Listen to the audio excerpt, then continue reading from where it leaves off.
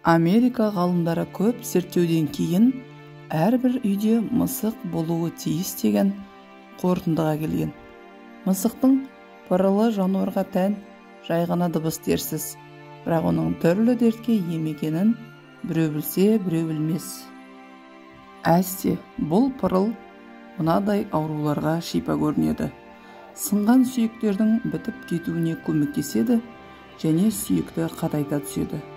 Адамның жүйке жүйесі мен психикасын өз қалпына келтіреді. Мысықтың пырылдаған дыбысы мен жүрек қан айналымын жақсартып, иммунитетті көтереді. Гастрит, асқазандағы тасты жойып, остеохондроз, тұмау, ұйқысыздық ауруларын емдейді. Ішімдік пен нашақорлыққа деген тәуелділікті сейілтеді. Мысықтың тырнақтары ине терапиясының орнына жүретін көрінеді. Ал ислам тарихында мысықтардың пырылдағаны Аллаға зікір айту деген түсінік бар. Біз қатарымен ұшқан құстар, асқақтап маңғаз тұрған таулардың қалай болғаны бізге беймәлім зікірмен хаққа құлшылық ететінін білеміз. Өсімдіктердің ғибадаты халінде жансызда саналғандар да жерге жабысқан түрде, яғни сәжде күйінде хақ тағалаға мадақтар айтатыны белгілі. Алланың үйі, мешітке кіруге рұқсат етілген жалғыз жануар ол мысық.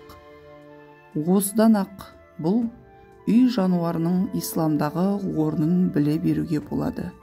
Әлемге нұрын төккен адамзаттың асыл тәжі пайғамбарымыз да мысықты ерекше жақсы көрген. Алла елшісінің Муиза есімді аппақ мысығы болған деседі.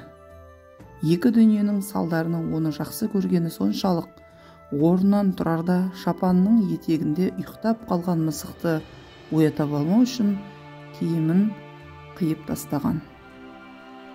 Мысық ішкен сумен дәретте алғанын мына хадистен аңғаруға болады.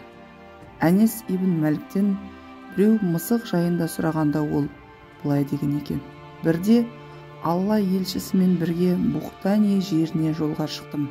Пайғамбарымыз маған дәрет алатын су дайындауымды тапсырды. Алайда ол келгенде дәрет суы құйылған ыдыстан бір мысық су ішіп жатты. Ардақты елші болса, мысықтың шөлі қанғанша күтіп тұрды. Сонда мен суды жаңартайын дегенімде, пайғамбарымыз: әй Әнес, мысық деген таза жануар және ешқашан ештеңені былғамайды деп жауап берді. Және сондай-ақ оларға зұлымдық жасап қоюдан да сақ болу керек. Бір әйелдің мысықты бірнеше күн аз сусыз қалдырып, аштан өлтіргенін, ақыр соңында тіршілік иесіне қатыгездік танытқан әйелдің тозаққа түскені жайындағы оқиға көпшілігімізге таныс. Сондықтан да Алла жаратқан жаратылыс иесіне қашанда мейірімділік танытқан абзал. Пайғамбарымыз оған игілігімен сәлеміміз болсын. Егер сендердің жануарларға жасаған қиянаттарың кешірілсе, онда көптеген күнәларыңнан арылатын едіңдер деген хадисі көп нәрсені аңғартатыны сөзсіз.